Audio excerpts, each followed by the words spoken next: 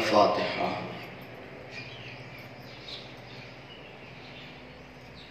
ایاک نعبد و ایاک نستعین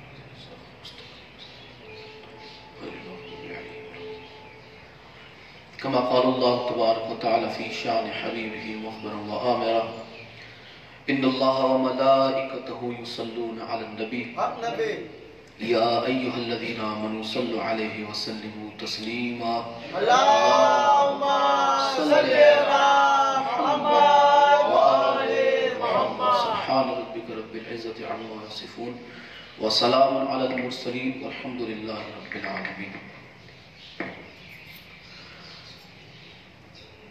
أعوذ بالله السميع العليم من الشيطان اللعين الرجيم. بسم الله الرحمن الرحيم.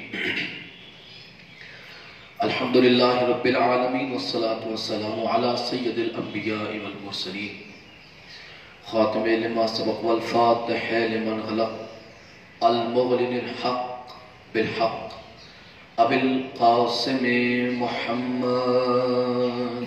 اللهم صل على محمد وآل محمد. لسيما بقية الله المنتظر امام زماننا هذا روحي وارواح العالمين لتراب المقدم الفدا عجل الله تعالى فرجه الشريف وسهل الله تعالى مخرجه الشريف ولعنة الله على أعدائهم وغاصب حقوقهم ومنكر ولايتهم وفضائلهم ومصائبهم أجمعين. أما بعد قال سبحانه وتعالى في كلامه المبين بسم الله الرحمن الرحيم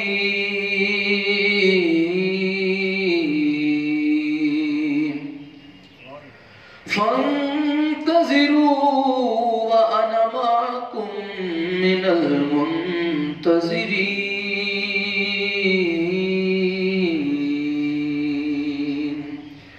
صدق الله العلي العظيم.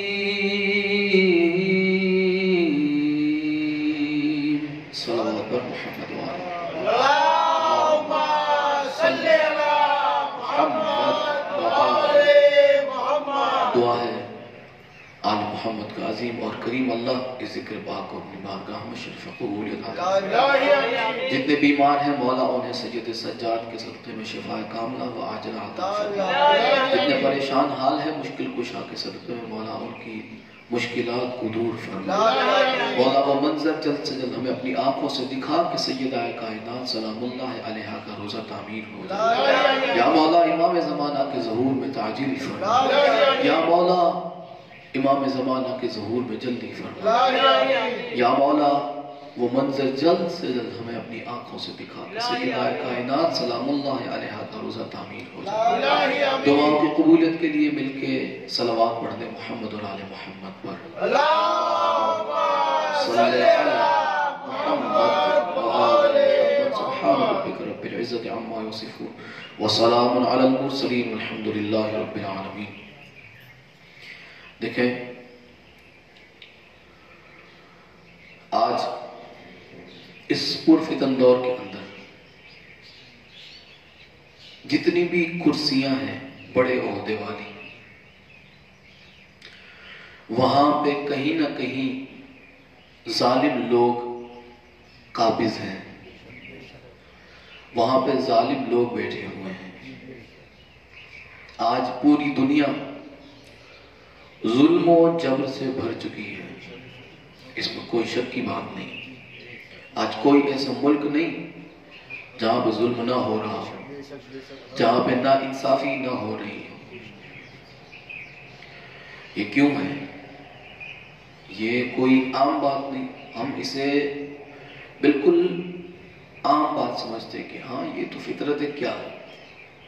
ظالم آیا, اس نے ظلم ڈھایا, مظلوم تھا, ظلم سہتا رہا. یہ عام بات نہیں بلکہ یہ مولا کے ظہور سے جو پہلے کی نشانیاں ہیں ان میں سے یہ ایک بہت بڑی نشانی ہے. یعنی امام کے ظہور کے ہم بالکل قریب ہیں. کب ہے یہ ہمیں نہیں پتا. امام کا ظہور کب ہوگا ہم نہیں جانتے.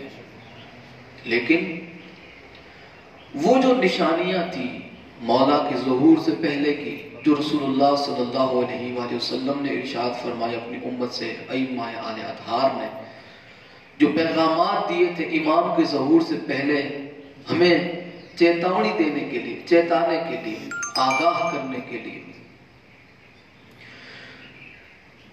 65 سے 70%، 65 سے 70% وہ نشانیاں مکمل ہو چکی ہیں۔ یعنی اندازہ لگا سکتے ہو کہ ہم امام کے ظہور کے کتنے قریب ہیں۔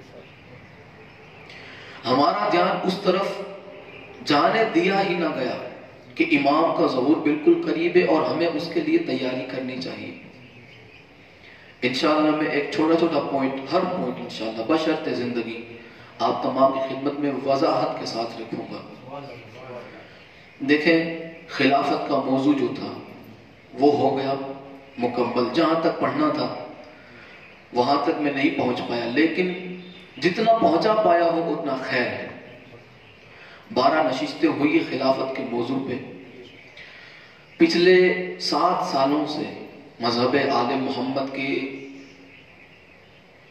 قبول کرنے کے بعد سے لوگ ہم پہ تانے کستے رہے، ہمیں جو ہے تہمتیں لگاتے رہے، گالیاں دیتے رہے، سوال کرتے رہے، انہی کے جواب تھے اب تک ہم لوگوں کے سوالوں کے، اعتراضوں کے جواب دیتے رہے، لیکن اب وہ اعتراض کرتے رہے۔ دیکھیں یہ اعتراض بھی جو ہے نا، یہ مکمل سازش کے طور پہ اعتراض کیے جاتے ہیں۔ اعتراض بنتا نہیں، یہ میں بتا دوں آپ کو، کتاب میں ان کی لکھی ہوئی ہے، پھر اعتراض نہیں بنتا۔ آج ہم اگر ہاتھ کھول کے نماز پڑھتے ہیں، رفع الیدین کرتے ہیں، لوگ اعتراض کرتے ہیں، حالانکہ بالکل نہیں بنتا۔ ان کی جو سیاست ہے 6 بڑی کتابیں ہیں، ان میں سب میں رفع الیدین کا ذکر موجود ہے، باقاعدہ وہاں پہ موجود ہے کہ رسول خدا ایسے نماز پڑھتے تھے۔ اور سنن نبی داؤد کے اندر تو یہاں پہ بالکل واضح طور پہ روایت موجود ہے۔ 10 جید اصحاب کے درمیان ایک وہ صحابی روایت نقل کر رہا ہے کہ جو رسول خدا کی زندگی میں آخری آئے، انہوں نے کہا کہ میں تم سب سے زیادہ رسول خدا کی نماز کا طریقہ جانتا ہوں۔ اب ان میں سے جو 10 صحابہ تھے وہ تو پرانے والے تھے، ان میں سے کسی نے نہیں کہا کہ ہے بیٹھ جا، ہم سب سے زیادہ رسول خدا کے پاس رہے، تو کیا جانے گا؟ لیکن نہیں، انہوں نے کہا کہ اچھا آپ جانتے ہیں، چلیے بتائیں کیسے رسول خدا پڑھتے تھے۔ انہوں نے ایک سٹیپ بتایا، ایک رکن بتایا آپ نے نماز کا، کہ آپ جب بھی اللہ اکبر کہتے تھے ہاتھوں کو اٹھاتے تھے اور پھر ہر ہڈی اپنی جگہ پہ واپس آ جاتی تھی۔ ہر ہڈی اپنی جگہ پہ واپس کیسے آتی ہے؟ ایسے بالکل آپ استھر کھڑے رہیں اور نارمل طریقے سے، ایسے بھی نہیں بالکل ٹائٹ، نارمل طریقے سے۔ اگر آپ نے ایسے ہاتھ باندھ لیے، ایسے ہاتھ باندھ لیے، اچھا ایسے ہاتھ باندھ لیے ناف کے اوپر یا ناف کے نیچے، تو ہر ہڈی اپنی جگہ پر نہیں ہے۔ ہاتھ کھول کے انہوں نے بتایا کہ رسول خدا نے ایسے ہی نماز پڑھی شروع سے لے کے آخر تک۔ تو اعتراض نہیں بنتا، کیونکہ ان کی کتابوں میں تو یہ ثابت ہے۔ جو چیز ثابت نہیں ہے چلو اس پہ اعتراض کر سکتے ہیں، لیکن یہ اعتراض کیوں کیا گیا یہ بتانے کا میرا کوئی اور مقصد نہیں تھا کہ میں تمہیں نماز کا طریقہ یہاں پہ ٹائم پاس کرنے کے لیے بتا دوں، نہیں، آپ سب کو پتا ہے نماز کا طریقہ کیا ہے۔ مقصد یہ ہے میرا کہ یہ جو مسئلے اٹھائے جاتے ہیں بغیر ہاتھ پیر کے، یہ اس لیے کہ ہمیں ہمارے مقصد سے ہٹایا جائے۔ مذہب شیعہ کے ماننے والوں میں بھی اور اہل سنت کے اندر بھی ایسے نامور، ایسے ضمیر فروش لوگ موجود ہیں کہ جنہوں نے پیسہ لے کے امت کو گمراہی کی طرف دھکیلنا شروع کر دیا، مقصد سے لوگوں کو ہٹا دیا۔ اس دور میں ہمارا مقصد کیا ہونا چاہیے؟ امام کے ظہور کی تیاری، امام کی آمد کی تیاری، اور امام سے ہم بالکل ناواقف ہیں۔ کون وجہ ہے؟ آپ اندازہ لگائیں۔ جس کی آنکھ کھلی ہے وہ ان سب سے دور ہٹ گیا۔ اعتراض کرتے ہیں، کیوں مانتے ہو تم جو ہے کہ فدق سیدہ کو نہ دیا گیا، جناب محسن کو شہید کر دیا گیا؟ کیوں؟ یہ کیوں کر کے ہمیں مقصد سے ہٹایا گیا۔ آج پورا ملک یعنی پوری دنیا کہیں نہ کہیں فساد میں گھری ہوئی ہے۔ آپ کیا سمجھتے ہیں کہ یہ بالکل آرام سے ہوتا ہے؟ یہ رابطہ موجب ہے؟ نہیں، یہ سازش کے تحت یہ سب کچھ ہو رہا ہے۔ ہندوستان کے اندر فی الحال یہ جو مسئلہ چل رہا ہے دلی کے اندر، کیا سمجھتے ہو؟ عام مسئلہ ہے یہ، یعنی کہ یہ بغیر سوچے سمجھے ہو گیا، یہ بالکل پوری سازش ہے کہ لوگ یہی پہ الجھے رہے، کسی کا دھیان اس طرف نہ جائے کہ جس طرف ہمارا دھیان ہونا چاہیے، پبلک کو بالکل ہٹا دیا، کیونکہ یہاں پہ شیعہ سنی کا مسئلہ نہیں چلے گا۔ ہندوستان کے اندر شیعہ سنی کا مسئلہ بالکل نہیں چلے گا، کیونکہ یہاں پہ اتحاد ہے۔ یہاں پہ کیا چلے گا؟ یہاں پہ حق چھین لیا جائے، لوگ سڑکوں پہ آ جائیں گے، برابر؟ تو یہاں پہ یہ مسئلہ کھڑا کیا گیا۔ پاکستان کے اندر کیا ہوا؟ بالکل تازہ ترین مسئلہ ہے، 11 سے زائد شیعوں کو ذبح کر دیا گیا، پتا ہے نا آپ کو؟ ہزارہ کے اندر، مچھ جسے کہتے ہیں۔ تو کیا ہوا؟ یہ لوگوں کا دھیان بھٹکا، وہاں بھی ریلی بندے سڑکوں پہ آ گئے، احتجاج کیا گیا، یہاں پہ بھی احتجاج کیا گیا۔ لوگ مقصد سے دور ہوتے جا رہے ہیں، لوگ اسی مسئلوں میں پھنستے رہے، مجبور ہو کر۔ یہ جو یہاں پہ مسئلہ چل رہا ہے، تو کیا یہاں پہ انسان مجبور نہیں ہوگا اپنے حق کو پانے کے لیے؟ ضرور مجبور ہوگا۔ وہاں پہ ایسا مسئلہ نہیں چلے گا، وہاں پہ کچھ اور مسئلہ چلتا ہے، وہاں پہ شیعہ سنی کا مسئلہ بالکل عروج پہ۔ وہ کون سا مسئلہ؟ شیعہ سنی لڑا دیا آپس میں، دھیان بھٹکا دیا امام کے آمد کی تیاری سے۔ جس نے اعتراض کرنا تھا وہ کرتا رہے۔ ہمیں خود اپنے آپ کو پہچاننا ہے، ہم کون ہیں؟ ہم آل محمد کے ماننے والے ہیں۔ اچھا، ہم آل محمد کے ماننے والے ہیں، تو آل محمد کا جو آخری وارث ہے، جب وہ آئے گا، جب زمانے کا امام آئے گا، بتائیں ہماری کیا تیاری ہے؟ جب کچھ تیاری نہیں ہماری، اسی تیاری سے ہمیں دور کرنے کے لیے آج دن بدن کوئی نہ کوئی نیا دھتنگ، نیا ناٹک شروع کیا جا رہا ہے، دن بدن نیا ناٹک۔ اور یہ اتنا ہی نہیں، کورونا جو وائرس ہے، یہ کوئی وائرس نہیں ہے، یہ بالکل سازش کے تحت پھیلائی گئی ایک منحوس بیماری۔ لوگ اسی میں الجھے رہے، اسی میں ڈر کے گھر میں دبے رہے، باہر نکلے تو کچھ پتا چلے کہ ہو کیا رہا ہے دنیا کے اندر، اس سے نہ روک سکے۔ نیا ناٹک، ویکسین کے نام پہ اخبار میں پڑھے آپ، 28 لوگوں کی موت ہو گئی، اس میں قریباً 90 سے 100 بندوں کو ویکسین دی گئی تھی، 28 لوگوں کی موت ہو گئی، اخبار میں نے تو پڑھا۔ یہ ساری چیزیں ہمارا دھیان بالکل سازش ہے، یہ مکمل سازش، تاکہ ہمارا دھیان اس طرف نہ جائے جہاں ہمارا دھیان ہونا چاہیے۔ اور یہی وہ دور ہے کہ جس میں ایمان سنبھالنا بہت ہی مشکل ہے، ایمان بچانا بڑا مشکل ہے۔ رسول خدا صلی اللہ علیہ وآلہ وسلم نے قیامت کے قریب کی جو پیشن گوئیاں فرمائی، ہمیں نہیں پتا وہ کیا کیا پیشن گوئی، وہ سب انشاءاللہ دھیرے دھیرے آپ کی خدمت میں کتاب کے حوالوں سے، حدیث کی روشنی میں، قرآن کی روشنی میں آپ کی خدمت میں پیش کرتا رہوں گا۔ ہمیں انتظار کرنا ہے تو ایسا نہیں کہ صرف انتظار کرنا ہے، انتظار سے پہلے کی تیاری بھی کرنی ہے۔ مثلاً میں بالکل سادہ مثال آپ کو دوں، آپ کے گھر کوئی مہمان آ رہا ہے، سمجھ لیں آپ کا پیر آ رہا ہے، آپ کا مرشد آ رہا ہے آپ کے گھر، آپ دروازے پہ سڑا ہوا منہ لے کے کھڑے رہ جائیں گے جیسے پیر آ رہے ہیں۔ اگر کوئی ایسے کھڑا بھی رہ گیا، گھر میں کوئی تیاری نہ کی، تو اسے کہیں گے بدتمیز ہے، یہ نااہل ہے۔ کہ پہلی بات تو یہ کہ یہ پیر کے قابل ہی نہیں، یہ مرشد کے قابل ہی نہیں، یہ احترام ہی نہیں کر سکتا، یہ قابل ہے، اس کی گنتی ہوگی بدتمیزوں میں۔ ہم دعا کر رہے ہیں کہ یا اللہ امام کے ظہور میں جلدی فرما، اور ہماری کوئی تیاری نہیں، بتائیں ہماری گنتی کن میں ہوگی؟ ہم نے امام کے لیے کیا تیاری کی؟ ہمارا پیر، ہمارا مرشد آتا ہے، ہم گھر سجاتے ہیں، ہم تیار ہو جاتے ہیں، کچھ نہ کچھ تیاری کرتے ہیں کہ مرشد آئیں گے، ہم ان کی خدمت میں یہ پیش کریں گے، یہ پیش کریں گے، یہ پیش کریں گے، وہ راضی ہو جائیں گے، ہم یہ پیش کریں گے۔ تو امام ہمارے کس فعل سے راضی؟ ہمارے کس فعل سے امام آئیں گے اور ہمارے اعمال چیک کریں گے تو راضی ہوں گے؟ بتائیں ایسا کون سا عمل ہے فی الحال ہمارا؟ ہم امام سے بالکل غافل ہیں، امام سے کوسوں دور ہے اس وقت. یہ ہماری غفلت ہے، جان بوجھ کے نہیں کر رہے ہیں، یہ ہماری غفلت ہے. اور غفلت ان فساد کی وجہ سے ہم غفلت میں رہے، ہمارا دھیان انہی چیزوں میں رہا. آج 2 پیسہ کمانا اتنا مشکل ہو چکا ہے کہ صبح سے لے کے رات تک بندہ محنت کرتا ہے. رات تک کسی ایسے مزدور کی بھی ایسی حالت ہے کہ اسے مشکل سے 50 سے 100 روپے ملتے ہیں. اس مشکل حالات میں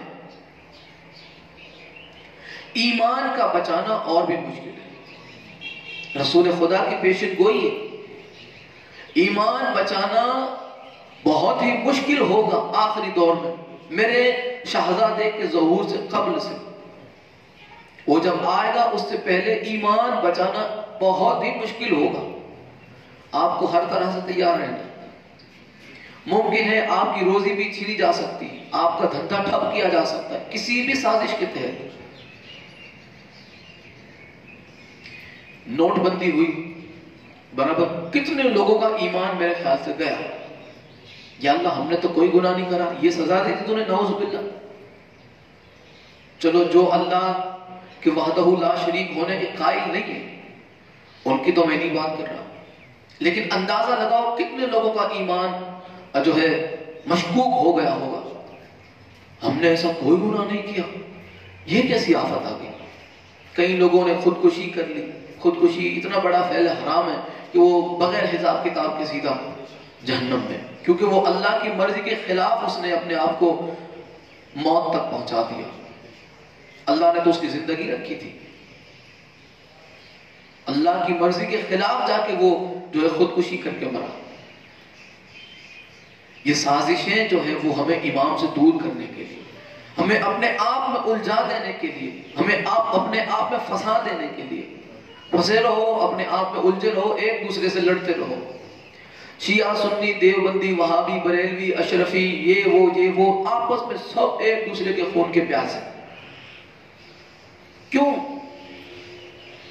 الجھے رہو اسی میں؟ امام کی طرف کسی کی نظر ہی نہ جائے.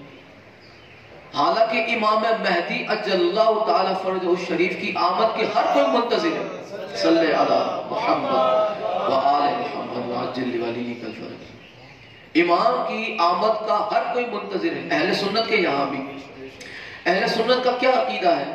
میں وہ بھی دونوں عقیدے پائے جاتے ہیں اہل سنت میں. ایک تو یہ کہ امام کی آمد ہو چکی ہے، ایک تو یہ کہ ان کا عقیدہ یہ ہے کہ امام حسن مجتبی علیہ السلام کی اللہم صلی علی محمد وعجل ولیک الفرج، امام حسن مجتبی علیہ السلام کی نسل پاک سے ہوں گے، یعنی پیدا ہوں گے قرب قیامت. ان کے والد کا نام جو ہے عبداللہ ہوگا، والدہ کا نام آمنہ ہوگا، آپ کا نام محمد ہوگا. یہ اہل سنت کے یہاں روایت پائی جاتی ہے. اہل سنت میں ایک روایت یہ بھی پائی جاتی ہے کہ آپ مولا حسین علیہ السلام کی جو ہے نسل پاک سے ہوں گے، اور امام حسن عسکری علیہ السلام تک یہاں پہ اسماء موجود ہیں.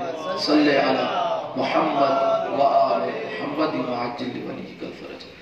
11 امام تک کے اسماء موجود ہیں کہ رسول خدا نے فرمایا کہ جو میرا 12واں جانشین ہے، یعنی جو مہدی ہے، مہدی آخر الزمان ہے، میرا آخری وارث جو قرب قیامت ظہور کرے گا، وہ علی کی اولاد سے ہوگا، وہ فاطمہ کی اولاد سے ہوگا، وہ حسین کی اولاد سے ہوگا، وہ زین العابدین علیہ السلام کی اولاد. ایسے آپ نے امام حسن عسکری علیہ السلام تک نام ارشاد فرمایا کہ آپ ان کی اولاد سے ہوں گے.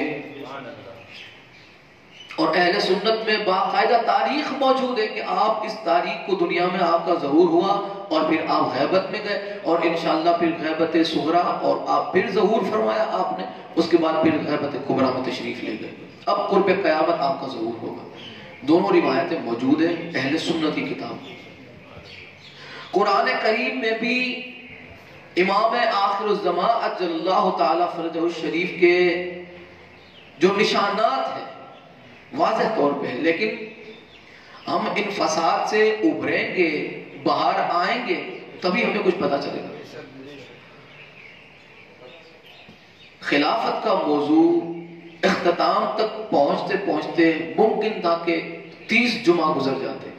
30, یہ میں نے کم سے کم سوچا تھا، کم سے کم، کیونکہ ابھی پہلی خلافت پر ہی تھے ہم، اور 12 نشستیں ہماری گزر چکی تھی، اس کے بعد 30 جمعہ یہ ہم، لیکن اسے بالکل اختتام تک کیوں پہنچا دیا گیا؟ ضرورت اس کی نہیں، ہمیں تو پتا ہے حق کیا ہے۔ اب جنہیں ہدایت ملی ہے بس سیدنا کا حق ہی ایک مرتبہ وہ پڑھ لے تو وہ ہدایت تک پہنچ سکتا ہے۔ کسی کو منوانے کا ہمارا کوئی ٹھیکہ نہیں، حق پہنچا دینا یہ فریضہ ہے ہمارا، آپ کا فریضہ ہے، ہمارا ہر مومن کا فریضہ ہے۔ مولا فرماتے ہیں کہ علم مومن کے پاس امانت ہے، علم جو ہے علم مومن کے پاس امانت ہے، اس کے پاس حقیقی علم، یہ بھی بتا دوں آپ کو، سچائی جو ہے، جو حق علم ہے، جو واضح طور پہ قرآن اور حدیث میں آ گیا، وہ مومن کے پاس امانت ہے، وہ اسے چاہیے کہ وہ امانت اپنے اور مومن بھائی تک پہنچائے، نہیں پہنچایا تو سمجھے اس نے امانت میں خیانت کی۔ حالات کا بگڑا ہوا ہونا الگ بات ہے، لیکن ہمیں پتا ہے کہ حق پہنچانے کے بعد اگر کسی کا بھلا ہو سکتا ہے، مانے نہ مانے بات الگ ہے، لیکن اگر وہ ہم پہنچا سکتے ہیں، ہمارے پاس اختیار ہے۔ کچھ لوگ ایسے ہوتے ہیں کہ جو سننا ہی نہیں چاہتے، انہیں کیا سنایا جائے، انہیں کیا پہنچایا جائے، لیکن انہیں کہ جو بات سنتے ہیں پہلے آپ ان کی سنیں پھر اپنی سنائیں۔ اس نے آپ کو اپنی بتا دی، آپ اپنی بات بتا دیں۔ حق جو ہوگا، انسان کو اللہ نے عقل سلیم عطا فرمائی، وہ ہر بات سمجھتا ہے، وہ جانتا ہے کہ سچ اور جھوٹ میں فرق کیا ہے۔ اگر فیصلہ نہیں کر پاتا تو آپ اس پہ چھوڑ دیں، آپ کا عقیدہ آپ کو مبارک، اس کا عقیدہ اسے مبارک۔ منوانا ہوتا تو کیا مولا علی نہ منوا لیتے ذوالفقار سے، مولا حسین نہ منوا لیتے ذوالفقار سے؟ ضرور منوا سکتے تھے۔ کربلا میں لاکھوں کی تعداد میں فرشتے موجود تھے، یہاں پہ مولا کا اذن ملے، اجازت ملے، وہاں پہ ان کی مٹی پلید کر دے۔ جناتوں کا لاکھوں کا لشکر لے کے زعفر جن جو فرشتوں کے سردار تھے اس وقت، آپ کو سنا محرم میں میں نے پورا واقعہ آپ کو بتایا تھا مستند کتاب کے حوالے سے۔ امام حسین علیہ السلام کی نصرت کے لیے انبیاء انتظار میں تھے، اذن ملے اور انہیں جہنم رسید کر دے یزیدیوں کو۔ جناتوں کی لاکھوں کی فوج تیار تھی، اذن مولا کا ملے اور ان تمام یزیدیوں کو جہنم پہنچا دے۔ مولا نے اذن نہ دیا، کیونکہ انتقام خون حسین لینے کے لیے آخری وارث کو اللہ نے پردے میں رکھا ہے۔ سیدہ سلام اللہ علیہا کا امتحان اگر مولا بدلہ انتقام اگر مولا حیدر کرار لینا چاہتے تو لے سکتے تھے، آپ نے نہیں لیا۔ قیامت تک کی مومنوں کی ہدایت کا سبب بنا ہے حق زہرا۔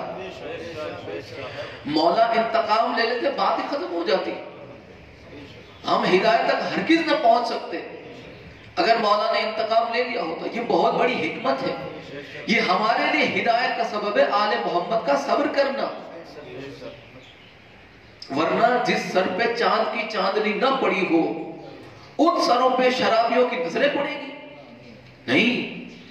لیکن وہ امتحان اہل بیت رسول نے اس لیے دیا تاکہ ہماری ہدایت کا سبب بنے، ہم پہچانے کہ دیکھیں آل محمد کو مظلوم کس نے کیا، کس نے آل محمد پہ ظلم کیا، ظالم کا پتہ چل جائے۔ اس لیے آل محمد نے صبر اختیار کیا، ہم صبر کی انتہا تک پہنچیں گے۔ یہ دیکھنا ظلم کی کس حد تک جاتے، بس پہچان لینا جس نے ہم سے محبت رکھی وہ ہمارا ہے، جس نے ہم سے ناانصافی کی وہ ہمارا نہیں۔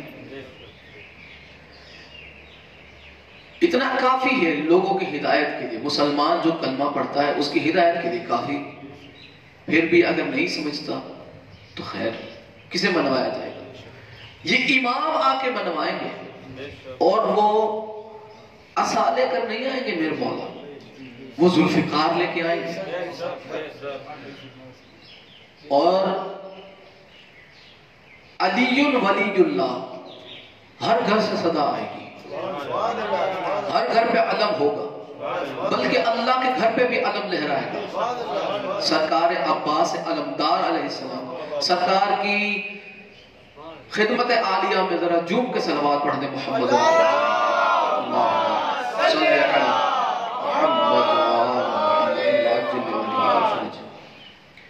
سرکار علمدار علیہ السلام آئیں گے، خود سرکار غازی عباس علیہ السلام آئیں گے، اور وہ جو کربلا میں آپ کو جوہر دکھانے کا موقع مصلحتاً نہ دیا گیا، مصلحتاً، وہ مصلحت تھی کہ سرکار علمدار علیہ السلام کو جنگ نہ کرنے دی۔ آخری وقت تک میرے مولا حسین فرماتے رہے کہ عباس تو میری فوج کا سپہ سالار ہے، فوج کا سپہ سالار ہے، فوج کا سپہ سالار ہے۔ سرکار عباس علیہ السلام، مولا حسین اور بس گھر والے بچ گئے۔ جب اذن آخری میں مانگا مولا عباس علیہ السلام نے کہ مولا اجازت دیجئے جنگ کے لیے، مولا حسین علیہ السلام فرمایا عباس تو میری فوج کا سپہ سالار ہے۔ مولا عباس نے دائیں دیکھا بائیں دیکھا پیچھے دیکھا، آپ نے فرمایا مولا آقا کون سی فوج ہے جس کا میں سپہ سالار ہوں؟ فوج تو کوئی نہیں بچی، بچے بچے ہوئے، یہ کون سی فوج تھی؟ امام علیہ السلام جب آئیں گے ذوالفقار سمیت یہ اس فوج کا سپہ سالار بنیں گے۔ میرے مولا عباس اور اس وقت جوہر دکھائیں گے۔ ہم نے جو مولا کا وہ جو آپ نے جو خطبہ دیا کہ اگر مجھے میرے مولا سے اذن مل جاتا، میرے مولا سے اگر مجھے اذن مل جائے تو اچھا وہ بات بھی آپ کو یاد ہوگی، محرم میں نے آپ کی خدمت میں عرض کی تھی کہ عاشورہ کی شب سے پہلے مولا عباس علیہ السلام جناب علی اکبر علیہ السلام سے گفتگو کر رہے تھے۔ کیا گفتگو کر رہے تھے کہ علی اکبر آدھی فوج کو میں سنبھال لوں گا۔ آدھی فوج کو 3 حصے کیے تھے فوج کے، یزیدی فوج کے مولا عباس نے 3 حصے کیے تھے۔ آدھی فوج کو فرمایا میں سنبھال لوں گا، 25% لوگوں کو علی اکبر تم سنبھال لینا، اور 25% سے اصحاب لڑیں گے، ہمارے مولا کے اصحاب لڑیں گے۔ اب انسان حیرت میں، ایک انسان کتنوں کو مارے گا؟ یہی سوال کا جواب دینے کے لیے میرے مولا آئیں گے کہ دیکھو علی کا بیٹا کس طرح لڑتا ہے۔ عقیدہ رجعت جس سے ہم دور دور تک بھی واقف نہیں، جس کا قرآن میں ذکر ہے، عقیدہ رجعت۔ رجعت کسے کہتے ہیں؟ مر کے دوبارہ زندہ ہونا۔ یہ کوئی کہانیاں نہیں، قرآن ہے۔ اللہ فرماتا ہے قرآن کریم میں، میں انشاءاللہ وضاحت کے ساتھ آیت کوڈ کر کے انشاءاللہ اس کا ترجمہ سنا کے تفسیر کے ساتھ، اور ائمہ آل اطہار کی اس میں کیا رائے ہے، آپ نے کیا اس میں فرمایا، انشاءاللہ وہ بھی آپ کی خدمت میں پیش کروں گا کہ یا اللہ تیرا بہت بڑا شکر ہے کہ تو نے ہمیں 2 زندگی دی اور 2 موت عطا فرمائی۔ 2 زندگی اور 2 موت کا کیا مطلب ہے؟ 2 زندگی کا تو چلو ہمیں پتا، اندازہ انسان اگر لگائے تو یہ بات سامنے نکل کے آتی ہے کہ ایک تو ابھی جو ہم جی رہے ہیں، ایک وہ جو مر کے پھر اٹھائے جائیں گے قیامت کے دن، لیکن قیامت سے پہلے پھر اٹھایا جائے گا، دوسری بات، اور تب بھی موت ہمیں آئے گی۔ اور جو مومن ہے نا، مومن ایمان والا جو امام کے انتظار میں جی رہا ہے اس دور میں، اس کا کیا ہوگا؟ اگر وہ اس وقت امام کا انتظار کرتے کرتے مر گیا، امام کے انتظار میں اسے موت آ گئی، شہید نہیں ہوا، موت آ گئی، طبعی موت مر گیا، وہ بیمار ہو گیا، اسے ہارٹ اٹیک آ گیا، ایکسیڈنٹ ہو گیا، پانی میں ڈوب گیا، کوئی بھی حادثہ ہو گیا، لیکن شہادت اسے نہیں ملی، طبعی موت مر گیا۔ ویسے تو پانی میں ڈوب جانے کو بھی لوگوں نے مسئلہ بنایا ہے کہ وہ جو ہے شہید کی موت مرتا ہے، اہل بیت کی محبت میں مرنے والا شہید ہی ہوتا ہے، لیکن وہ شہادت الگ ہے کہ جو سینے پہ گولی کھائی جاتی ہے، جو تلوار سے سر کٹایا جاتا ہے، قربانی دی جاتی ہے، جو ظلم سہے جاتے ہیں، مظلوم ہو کے شہید ہونا الگ بات ہے، اہل بیت کی محبت میں مر جانا اور اس موت کو شہادت کا درجہ پانا یہ بات الگ ہے۔ بے شک اہل بیت کی محبت میں مرنے والا شہید ہے، لیکن اس دور میں جو شہید نہیں ہوا وہ امام کے وقت میں اٹھایا جائے گا اور امام کے ساتھ لڑتے لڑتے شہادت پائے گا۔ اگر اس دور میں وہ شہادت کی موت مرا، بے شک امام کے ساتھ اسے ضرور موقع ملے گا امام کی جو ہے رہنمائی میں جنگ کرنے کا، لیکن شہادت کے مرتبے کو نہیں پہنچے گا، کیونکہ وہ اس وقت شہادت کو پہنچ چکا، اللہ نے اسے وہ مقام عطا فرمایا۔ دو زندگیاں ہیں جیسے عقیدہ رجعت کہتے ہیں، اہل سنت اس میں بالکل بھی انٹرسٹ نہ لے، اگر میری بات مجھ تک پہنچ رہی ہو تو۔ اہل سنت کا چونکہ اہل سنت عقیدہ رجعت کو سرے سے ہی نہیں مانتے، وہ ہمارا ہے ہی نہیں، آپ کا نہیں ہے، اس لیے کہ آپ امام کے ظہور میں ہی عقیدہ نہیں رکھتے۔ خیر آپ کا عقیدہ ہے، آپ کو مبارک، ہمارا عقیدہ کیا ہے وہ ہمیں جاننا ہے، ہم کس امام کے ماننے والے، ہم نے مذہب شیعہ خیر البریہ کا اقرار کیا، کیا یہ کافی ہے؟ ہم نے پڑھ لیا لا الہ الا اللہ محمد رسول اللہ علی ولی اللہ ووصی رسول اللہ وخلیفۃ بلا فصل واولادہ المعصومین حجج اللہ، اتنا پڑھ لیا کافی؟ ہم نے سینے پہ 2 ہاتھ مار لے کافی؟ اگر ہم امام سے غافل ہیں، عید غدیر کے دن میں نے آپ کو حدیث سنائی تھی رسول خدا کی، من مات ولم یعرف امام زمانہ مات میتۃ جاہلیہ، کہ جو امام کی معرفت کے بغیر مر گیا وہ جاہلیت کی موت مرتا، نہ اس کے لیے کوئی قرآن آیا، نہ اس کے لیے کوئی ہادی آیا، نہ اس کے لیے کوئی رسول آیا، یعنی وہ کفر کی موت مرتا، امام کو پہچانے بغیر اگر مر گیا۔ ہم کتنے غافل ہیں امام سے، پتہ بہت زیادہ غافل ہیں۔ ہم نے امام کے آنے کی کیا تیاری کی؟ امام آئیں گے ہم کیا منہ لے کے جائیں گے؟ بتاؤ، میں تقریر لے کے جاؤں گا؟ بتاؤ آپ ماتم لے کے جائیں گے، کیا لے کے جائیں گے؟ ایسے نہیں ہوتا۔ امام کی تیاری تب ہوگی جب ہم جانیں گے کہ امام آئیں گے، امام کا ظہور کتنا قریب ہے اور ہم کتنے غافل ہیں، کتنے اندھیرے میں۔ جب تک ہمیں اپنی غفلت کا احساس نہیں ہوگا تب تک ہمیں یہی نہیں پتا چلے گا کہ ہم امام سے کتنے دور ہیں۔ اندازہ لگاؤ انشاءاللہ آنے والی نشستوں میں بشرط زندگی آپ تمام حضرات کی خدمت میں یہی ٹاپک انشاءاللہ اب رہے گا جب تک مولا نے چاہا۔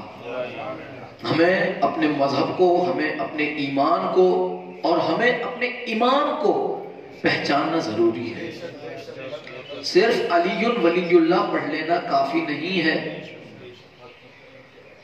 صرف علی ولی، امام کا پہچاننا ضروری ہے، امام کا پہچاننا ضروری ہے۔ اگر امام کو پہچان لیا، اعمال نہ بھی ہوئے بخش دیا جائے گا۔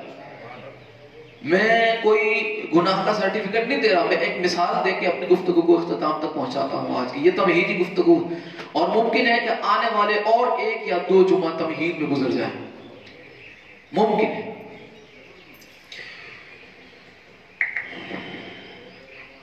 ایک مثال آپ کی خدمت میں پیش کر کے گفتگو کو اختتام تک پہنچاؤں گا۔ اعمال نہ بھی ہوئے اور امام کو پہچان لیا، حق کو پہچان لیا، تو وہ بہت بڑا بخشنے والا ہے۔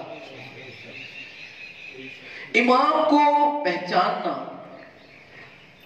اتنی بڑی سعادت ہے، اتنی بڑی سعادت ہے، بس آپ کو وہ پورا واقعہ یاد ہے، میں بس اشارہ کروں گا آپ کے ذہنوں میں وہ چیز آ جائے گی۔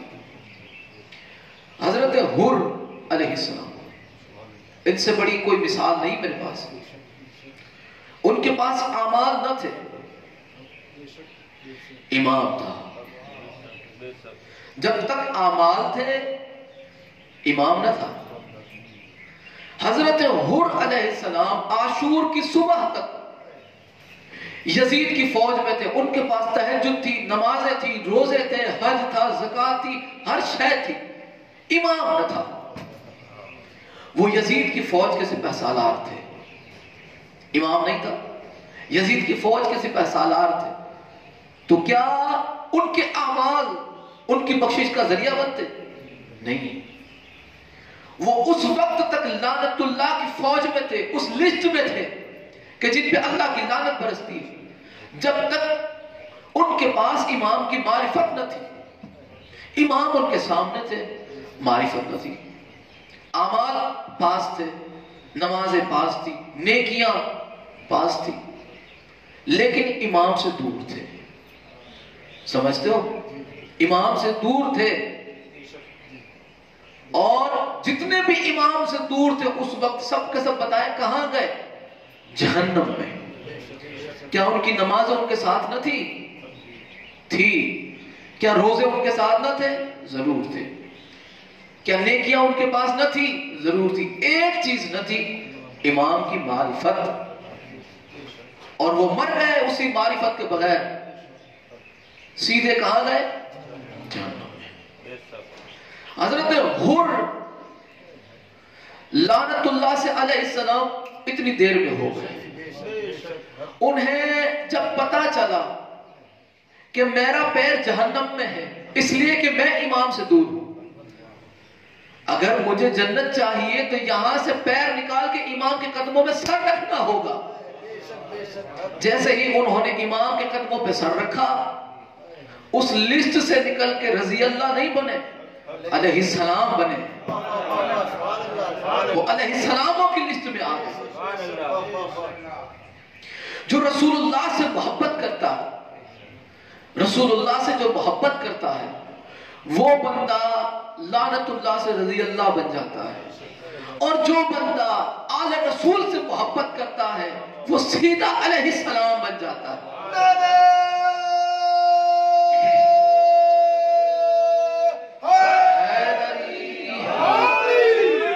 امام کی معرفت ضروری ہے۔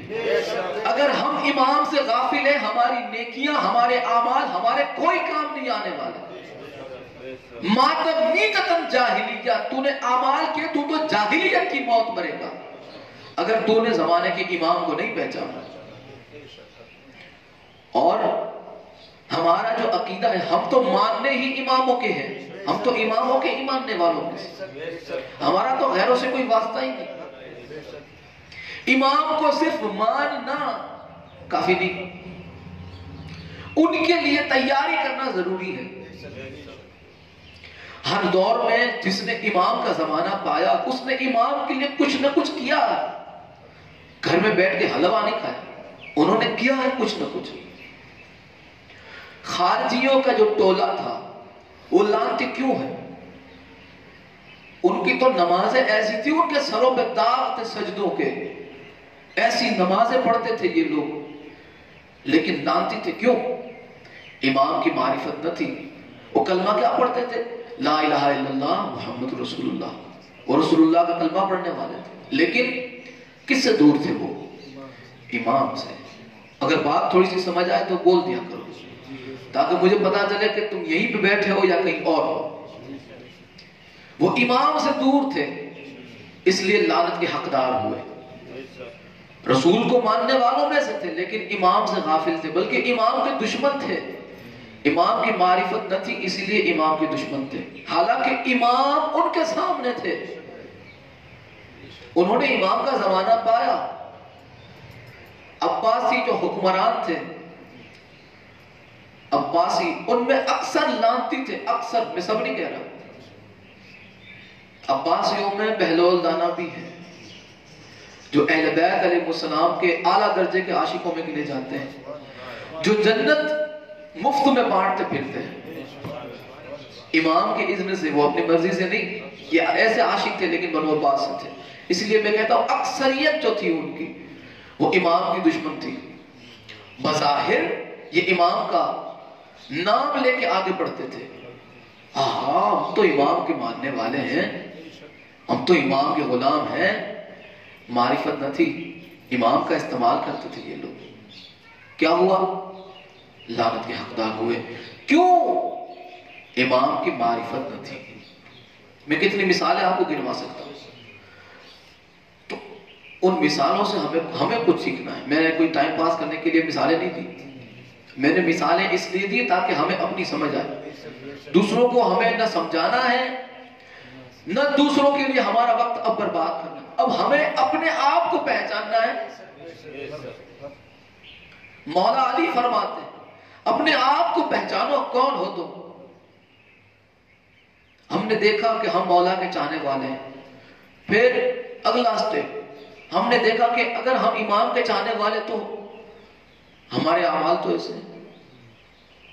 کیا امام کے چاہنے والوں کے اعمال ایسے ہوتے نہیں ہوتے؟ تو پھر کیا ہوتا ہے؟ یا تو ہم امام کو چھوڑ دیں نعوذ باللہ، جو ممکن نہیں. دوسرا راستہ یہ کہ یا جو ہم بھٹکے ہوئے ہیں وہ راستے سے ہم اپنا موڑ امام کی طرف کر لیں. ہم امام کے قریب ہونے کی کوشش کریں. تسبیحہ پڑھنے سے امام کے قریب نہیں ہو گئے، امام کی معرفت سے امام کے قریب ہو گئے. جو اسرار اللہ نے اہل بیت علیہ السلام کے لیے بیان کیے، یعنی وہ راز کی بات، وہ اعلیٰ درجے کے عقیدے کہ عام مسلمان تو اسے شرک ہی کہے گا. عام مسلمان سنے گا تو کیا کہے گا؟ کافر لوگ یہ، ان کا کوئی ٹھکانہ نہیں ہے، یہ تو شیعہ بھی نہیں لگتے، یہ مسلمان نہیں لگتے، کیونکہ ان کی پہنچ وہاں تک نہیں. یہ بندے کیسے پتہ ہے آپ کو؟ بس 5 منٹ رہ گئی ہے اور ممکن کوشش کہ آج کا جو مقصد تھا وہ کہیں نہ کہیں میں نے آپ تک پہنچا دیا. یہ لوگ ایسے ہیں کہ دوائیاں کھا کھا کے ڈاکٹر بنے. اتنی دوائیاں انہوں نے کھائی ہیں، اتنی دوائیاں کھائی ہیں، اتنی دوائیاں کھائی، یہ ڈاکٹر بن گئے. دیکھو یہ مثال میں نے سمجھانے کے لیے دی آپ کو، اصلی امام اور نقلی امام میں فرق کے لیے. ایک وہ ڈاکٹر ہوتا ہے جو اتنی دوائیاں کھاتا ہے کہ دوائیاں کھا کھا کے ڈاکٹر بنتا ہے. ایک وہ ڈاکٹر ہوتا ہے جو علم حاصل کر کے ڈاکٹر بنتا ہے. ان دونوں میں ایک بہت بڑا فرق ہے، بہت بڑا فرق ہے. اور یہ فرق کیسا؟ جو دوائیاں کھا کھا کے ڈاکٹر بنتا ہے نا، وہ اس مرض کی ایک ہی دوا جانتا ہے جو اس نے لی. شاید میں اپنی بات آپ تک پہنچا پاؤں کہ وہ جو دوائیاں کھا کھا کے ڈاکٹر بنا ہے نا، وہ ایک مرض کی ایک ہی دوا جانتا ہے، ایک سوال کا ایک ہی جواب جانتا ہے. جو علم حاصل کر کے ڈاکٹر بنتا ہے وہ ہر سوال کا جواب دیتا ہے، لیکن ایک ہی سوال کے وہ 1000 جواب دے سکتا ہے، ایک مرض کے 1000 علاج بتا سکتا ہے. اس لیے کہ وہ دوائیاں کھا کے نہیں، علم حاصل کر کے. اسی لیے میرے مولا علی علیہ السلام سے جب بھی کوئی سوال ہوتا، امام علیہ السلام سے سوال کیا گیا کہ مولا کون سا جانور انڈے دیتا ہے اور کون سا جانور بچے دیتا ہے؟ آپ نے وہ سوال ایک ہی تھا، سوال ایک تھا، جواب الگ تھے. 70 سے زیادہ لوگوں نے اٹھ کے ایک ہی سوال کیا، میرے مولا کا ایک بھی جواب ڈبل نہ ہوا، ہر جواب الگ تھا. اس لیے کہ یہ دوائیاں کھا کے نہیں، یہ اللہ سے لیا ہوا علم زمانے کو پہنچاتے ہیں. یہ اللہ کا دیا ہوا علم ہے. یہ انہوں نے دوائیاں کھا کے نہیں لیا، کسی سے مسئلے پوچھ پوچھ کے عالم نہیں بنے. یہ علم لدنی کے مالک ہیں. یہ رسول اللہ کی زبان چوس کے عالم ہوئے ہیں. یہ رسول اللہ کی زبان چوس کے جوان ہوئے. رسول اللہ کے کاندھوں پہ سوار ہو کے انہوں نے زندگیاں گزاری، اپنا بچپن اس میں گزارا ہے. یہ ایسے امام ہیں، اور وہ امام سے مسئلے پوچھ پوچھ کے امام بن گئے. کچھ ایسے ہیں امام سے مسئلے پوچھ پوچھ کے امام بن گئے. لیکن لوگ پھر بھی اس میں فرق نہیں تلاش کر پائے. وہ جو دوائیاں کھا کھا کے ڈاکٹر بنائے وہ اصلی ہے، یا وہ کہ جس سے یہ دوائیاں لیتا رہا وہ اصلی ہے؟ ایک وہ امام آج کل مشہور ہے جو ہمارے آقا اور مولا چھٹے صادق آل محمد کی خدمت میں آتا رہا، صلی علی محمد وآل محمد، آتا رہا، مسئلے پوچھتا رہا، مسئلے پوچھ کے امام بن گئے، اور زمانہ اسی مسئلے پوچھنے والے کو امام سمجھ بیٹھا۔ غفلت اس لیے ہے کہ امام کی معرفت نہ تھی، دور اس لیے ہوئے کہ امام کو نہ پہچانتا تھا۔ آج لوگوں نے وہی رویہ اختیار کیا ہے کہ جس سے یہ جناب مسئلے پوچھ کے امام کہلائے، اس امام سے زمانہ غافل ہے۔ جو حقیقی امام ہے اس سے بندے غافل ہے، اور ہر دور میں کچھ نہ کچھ ایسے فتین لوگ سر اٹھاتے رہے کہ وہ پبلک کا دھیان، مسلمانوں کا دھیان امام سے ہٹا کے کسی ایسے کی طرف کر دیتے تھے کہ جس کی وجہ سے بندے کا دھیان امام کی طرف نہ جائے۔ ہر دور میں آج بھی وہی کارنامہ جو پرانا تھا استعمال ہو رہا ہے، بس اس کا طریقہ بدل گیا۔ لوگوں کو امام سے ہٹانے کا جو رویہ، جو طریقہ ہے، وہ آج بدلا سا ہے۔ مقصد ایک ہی ہے، انداز بیان بدلا ہوا ہے، مقصد نہیں۔ چہرے بدلے ہوئے ہیں، مقصد نہیں۔ مقصد ایک ہی ہے، بندوں کو امام سے دور ہٹانا۔ تو وہ جو مسئلے تھے، آج دیکھیں پورا یہ جو ہندوستان، پاکستان اور لگ بھگ جو ملک ہیں، ان میں کہیں نہ کہیں کوئی نہ کوئی فساد چھڑا ہوا ہے، اور اونچے لیول پہ، ایسا نہیں کہ چھوٹا گلی کھانچ ہوتا، اونچے لیول پہ فساد چھڑا ہوا ہے، تاکہ ہر ملک کے لوگ اسی میں پھنسے رہیں اور اسی میں دھیان ہے، کسی کا دھیان اپنے مقصد کی طرف نہ جائے۔ ہمارا مقصد پکوڑے کھانا نہیں، ہمارا مقصد امام کو پہچاننا۔ ہم امام کے شیعہ، اگر ہم واقعی میں شیعہ ہیں تو ہمارا صرف دعویٰ نہیں ہونا چاہیے، ہمارا عمل بھی ہونا چاہیے۔ دعا ہے مولا بحق محمد وآل محمد ہمیں امام کی معرفت عطا فرمائے۔ کما قال اللہ تبارک و تعالی فی شان حبیبہ مخبرا و آمرا ان اللہ و ملائکتہ یصلون علی النبی یا ایھا الذین آمنوا صلوا علیہ وسلموا تسلیما اللہم صل علی محمد وآل محمد وعجل فرجهم سبحان ربک رب العزت عما یصفون وسلام علی المرسلین والحمد للہ رب العالمین۔ صلوات بر محمد و آل محمد۔